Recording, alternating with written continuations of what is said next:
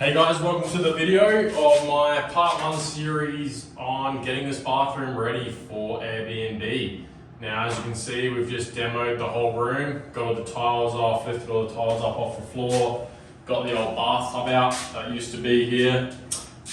Basically we have to redo this section of the screed before and a lot of the pipe work. So we're making a big shower instead of the bath shower combination. We're just going on the one vanity on the left hand side here and a big shower on the right, so it'll be about 1200 out the shower glass, a nice monsoon shower head that comes from the ceiling. We're going to change the way that the heat fan light setup is done. Got a big niche here on the left hand side that used to be a little window that we have to frame out. As you can see, the house is double brick. We just have to do some waterproofing, prep the area, and should be done in sort of 3-4 weeks. And I hope to keep you guys updated on the progress. Cheers. So essentially this is the color scheme that we're going to go for. We're going to go the same 600 by 300 tile on the floor, which is a dark gray that goes up the wall with the same tile.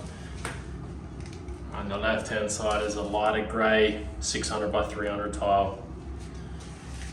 So we're going to have this niche wall that is essentially the shower on the right hand side here with the monsoon shower head from the ceiling.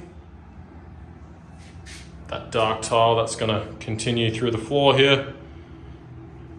The light grey on the left and right wall. So these are 2800 high ceilings or 2.8 meters.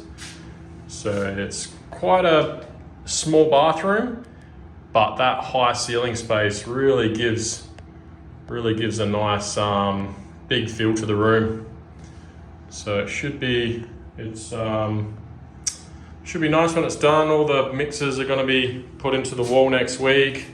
We should have this little niche frame, well, big niche. It's significantly bigger than some of the other bathroom niches I've done. Yeah, we'll go through some of the before pictures and videos to give you a bit of an idea of what we started with.